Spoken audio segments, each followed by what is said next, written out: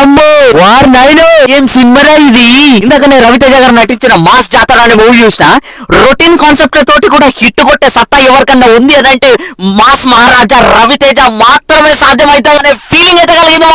Movie యొక్క basic plot వచ్చేసి villains crime activities చేస్తుంటా ఉంటారు. సో విలన్ కి కావాల్సిన స్టఫ్ అనేది ఒక గూడ్స్ ట్రైన్ లో ఉంటది అనమాట. సో దాన్ని ఒక ఊర్లోకి దాటించాలనుకుంటారు. అక్కడ ఉన్న రైల్వే పోలీస్ వచ్చేసి మన మాస్ మహారాజా రవితేజ ఎలా అడ్డుకున్నాడు, ఇందులో రాజేంద్ర ప్రసాద్ పాత్ర ఏంది అండ్ శ్రీలీల పాత్ర ఏంది అనేది మీరు థియేటర్స్ లో చూస్తారు. సీరియస్లీ మూవీలో మేజర్ పాజిటివ్ వచ్చేసి రవితేజకి ధీటుగా నవ్వించింది. రవితేజ గారు డైలాగ్ చెప్తుంటా ఉంటే అండ్ బుర్ర పాడనిపించింది.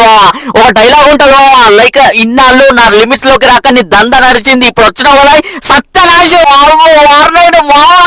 డైలాగ్. మూవీ స్టార్ట్ అయిన నుంచి ఇంటర్వెల్ బ్యాంగ్ వరకు ఒకటే అనిపించింది. ఇక్కడంతా నడిచేది మాస్ జాతర వార్ జోన్ అనిపించింది.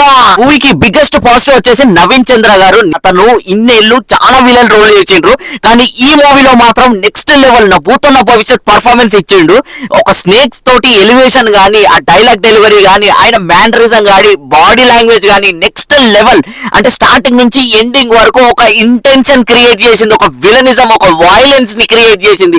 నవీన్ చంద్ర గారు చేసిన పాత్రలో ఇంకే ఎవరిని ఊహించుకోలేము, అంత బాగా నటించిండు. ఇంకొక బిగ్గెస్ట్ పాజిటివ్ వచ్చేసి శ్రీలీల గారు. తను డాన్స్ పర్ఫార్మెన్స్ తోటి అయితే ఇరగదీసిందనే చెప్పొచ్చు. అండ్ శ్రీకాకుళం యాసలో మాత్రం ఇన్వాల్వ్ అయిపోయిందని చెప్పొచ్చు. And one of the important role Rajendra Prasad గారు ఉన్నంతలో బాగానే యాక్ట్ చేసిండు. అండ్ లాస్ట్ లో ఒక ట్విస్ట్ ఉంటుంది, మజా అనిపించింది. ఇంకా మ్యూజిక్ డైరెక్టర్ బీమ్స్ మాత్రం మ్యూజిక్ నెక్స్ట్ లెవెల్ ఇచ్చిందనే చెప్పొచ్చు. అందులో ఒక సాంగ్ ఉంటది, తో మేరా లవర్ లవర్ లవర్ మే తుజ్కో దియా ఫ్లవర్.